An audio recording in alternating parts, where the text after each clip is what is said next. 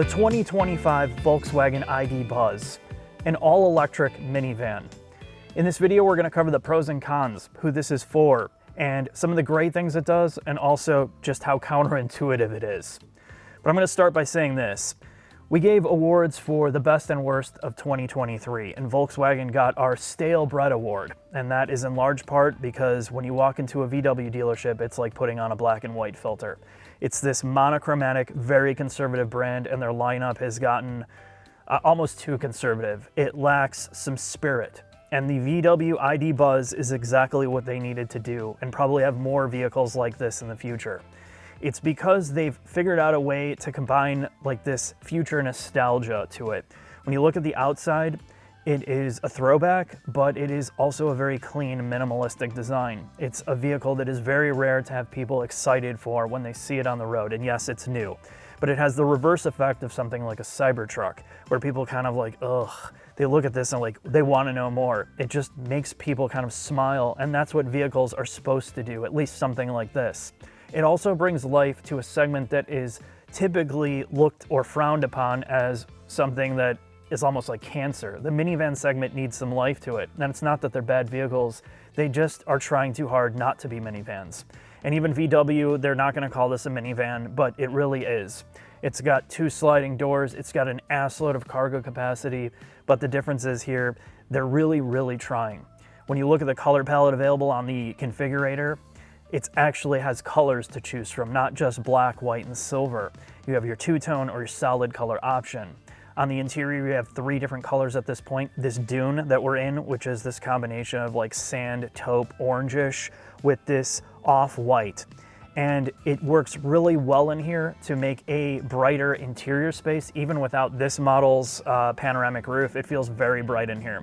The fact that you have the front windshield that looks truly like a bus, you could argue the wasted space of the dashboard has that X factor that a lot of cars don't. Like most vans or vehicles of this type, it has to be practical, it has to be usable. Like your storage, the way that there's a triple tier storage on the doors, it goes across the dashboard with little nooks and places you can store stuff, phone pockets. Your dashboard on the passenger side has a huge rubber mat in it so you can put things that are not going to slide around as much.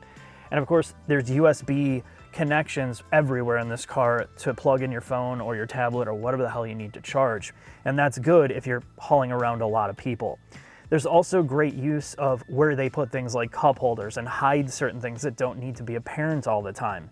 Your center storage space here has little treats that you could use to open bottles or scrape ice. You can move the center storage container to the back if you don't need it to take up space in the middle, because there's armrests attached to the seats, more like a traditional van. And this reminds me a lot of the multi-van in Europe. Like we got into that on our trips, and I'm like, this shares a lot of the mentality, but this is definitely more practical and usable as those as a family vehicle. Now, cargo capacity is enormous. VW will tell you that it's basically the largest in the segment, beating out large-scale SUVs. It beats the Sienna in terms of cargo capacity, the Odyssey. The only thing it doesn't beat is the Kia Carnival in terms of cargo storage ability. And in large part, this is massive because you can take out the 3rd row seats, they pop out, and then it just, again, it turns into a cargo van, and that's exactly what you want. So the price starts at about 65 Gs. And then when you really get the things you want in it, it's about 70, namely with the panoramic roof. So, you know, you really got to look at it, and the trim levels are probably going to change after the first model year, so don't get hung up on that. Just find the things that you really want. The big question mark here is infotainment. We've bagged on VW in the past with the ID4. We didn't even release videos on it because we had so many problems with it. This is in large part looking very similar, but it functions better. It's a Unix-based operating system that they've cleaned up coding clearly and sped up processing, because most of the core functions do work very well. However, it is completely reliant on touch. They have fixed the sliders and done some things with backlighting that makes it more usable. The UI is far more responsive. It doesn't feel like a beta project they just forced out and rolled out. It is mostly fixed. It is going to take some time to get adjusted to it, however, because I am constantly searching for how I do things. You can make shortcuts with a swipe down gesture to put your commonly used things here, but it still doesn't let you put shortcuts for all the commonly used things in the UI, so you have to remember where they're at. Again, this is technology. It's a mixed bag. If you're somebody that doesn't like this, you're going to hate it. If you're somebody that's very tech savvy, you're going to get used to it. But again, it would be much easier to have very basic things still as in the physical control layer, and this is something this brand has yet to figure out. So everything else about this interior space does feel very unique, but the big question mark is the mechanical side. The counterintuitive part of being an electric vehicle is range and all of the usability things of a family hauler, and Jack's going to talk about some of that in the shop before we take it for a drive. Hey guys, I hope you're ready and excited to learn all about the VW ID Buzz, a truly innovative vehicle that harkens back to yesteryear. All right, so what do you actually need to know? Well, this is technically a mid-cycle refresh to the ID Buzz. Europe a couple years ago got the short wheelbase and commercial variant first. They held back this long wheelbase version for North America till they updated their battery chemistry, their battery tech, and their motor design. The long wheelbase version for North America and for the globe was designed for the American market and our needs. So what do you need to know? Well, this is on the MEB platform or MEB architecture that underpins all the VW electric vehicles.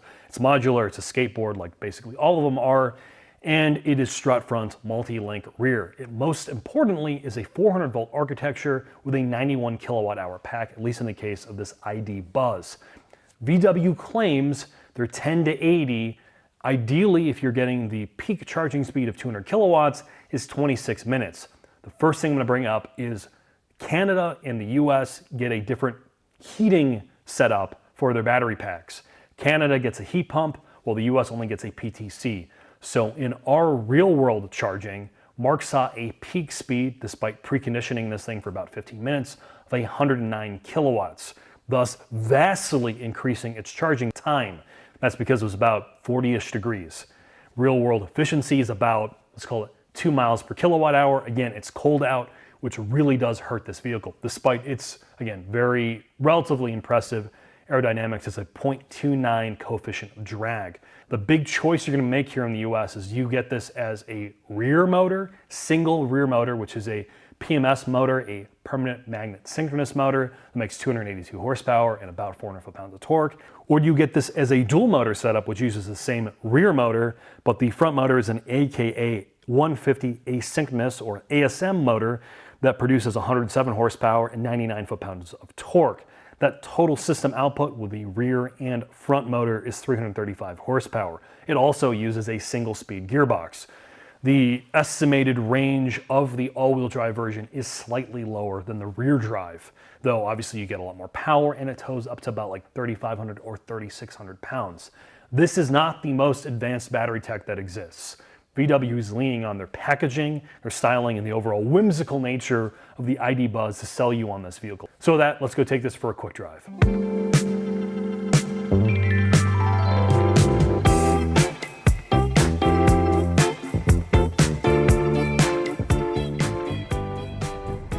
Gotta get this over with. I gotta pick up Katie at REI. Discounts ending today on new Patagonia gear, Jack. Well, Mark, let's see what you can do. It's got 53 miles of range, 27% battery. You're in sport mode. That feels fun and fast, Mark. It's very fun, very fun. I wonder if it's the battery's derated at this point. Doesn't matter. Tell me about your drive today, Jack. Well, I think at least one of the things I'm going to bring up, and you've probably already harkened on it, and I have too, is that despite this being a North American primarily focused product, not giving the US and only Canada a heat pump, seeing that half of the United States has cold weather, really hurts this vehicle. If you live off of your charger at home and you have a fixed driving radius, my primary complaint is not going to really matter. The fact that you in the cold have less than 200 miles of total range and an efficiency below 2 miles per kilowatt hour does hurt this thing. You mean 1.7 right miles per kilowatt? Yeah, it's rough. So I think this goes back to the start of this video. while I 100% appreciate what this is, I really like what it is. Oh yeah, it's amazing. Exactly what Volkswagen needs. It's what the industry needs. It's what the electric car industry needs. But the counterintuitive point of this road tripper, this thing that you're going to go places with, is that you really can't go places with it. You know, unless you're in a perfect temperature. Where you're really getting the 200 kilowatts. And I mean, we've been driving this very conservatively. This is not a product that, you know, you're going to be tossing around and like, you know, driving like an absolute monkey. Yeah. You're going to be just puttering it around, with your kids in the back. Yeah, it's a lifestyle thing, right? And I think, to me, I like that part about it. I don't need this to be crazy to drive. That said, it is also far more engaging to drive than all the other minivan counterparts. It's better to drive than the Sienna by a long stretch. Odyssey. It's better to drive than the Odyssey, aside from the engine experience. Carnival. And the Carnival is, you know, very, very pedestrian, if you want to put it that way. So this is also breathing some light in the segment in terms of somewhat fun to drive. Despite its weight, it does feel nimble. It's compared to like a body on frame SUV, which is really the only SUV that's going to have this, you know, cargo capacity. Take a Suburban or a Tahoe. Yeah. This drives way better. Oh yeah, for way sure. better. You know, So- it's low CG, instant torque. I mean, hugely quiet. rigid, very quiet. Yep, it's super refined. I mean, I really, really love the concept of it. I love most of the execution. It's just turns into a vehicle that's, again, this should be something that's for everybody. But given the current state of technology, or at least VW's implementation of the technology of this, you're really have the handcuffs on about what you can actually do with it. And it becomes a vehicle that, again, is just going to be used in the suburban cycle, going to Whole Foods, you know, doing your traditional school run pickups. Your lifestyle stuff. Yeah, your lifestyle stuff.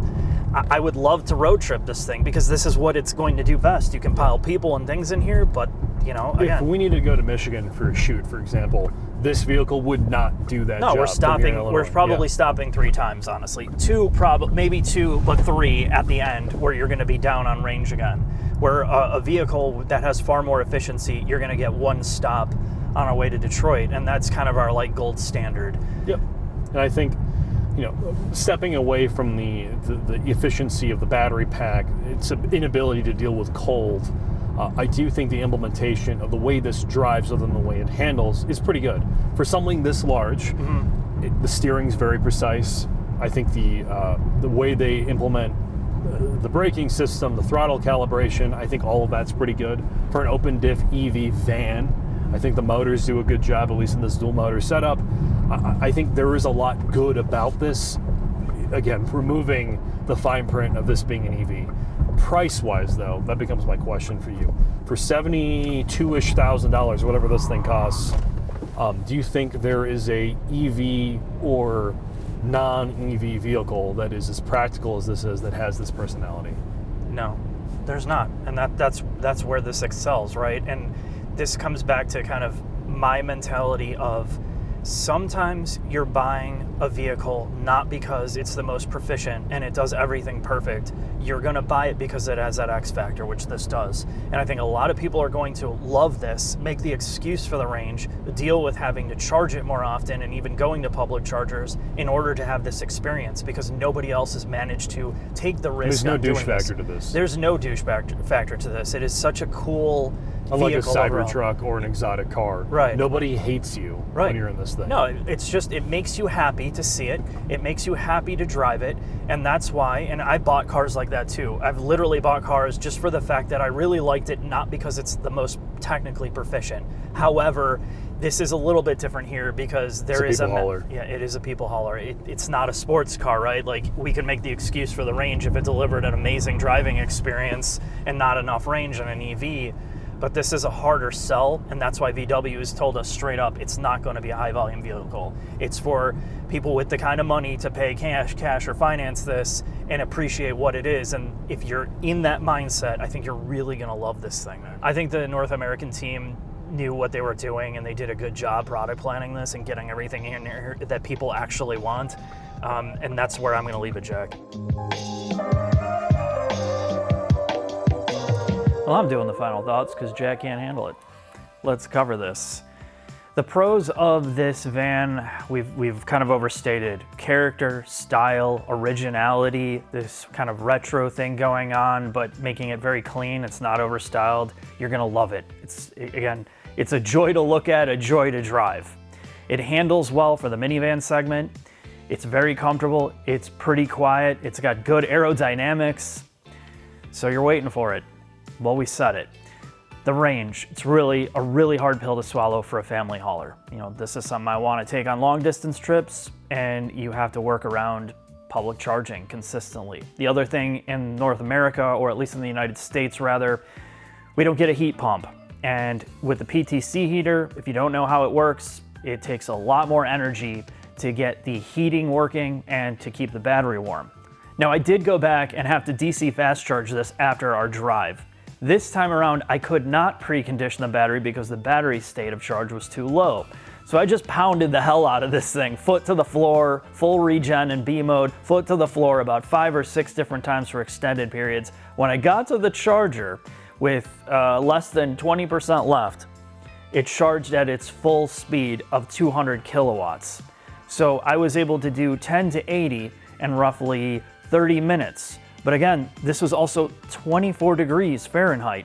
So the first time I did it at 42, I wasn't getting the full speed. So again, this is something you're gonna have to work around, either preconditioning it longer or making sure that battery's up to temperature by giving it a little bit of the old Italian tune-up.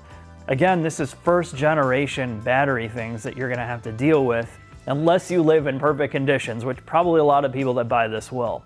Overall, a joy to drive, a joy to experience. I hope VW pushes towards this direction in the future with other products, but thank you for watching. I'll see you next video.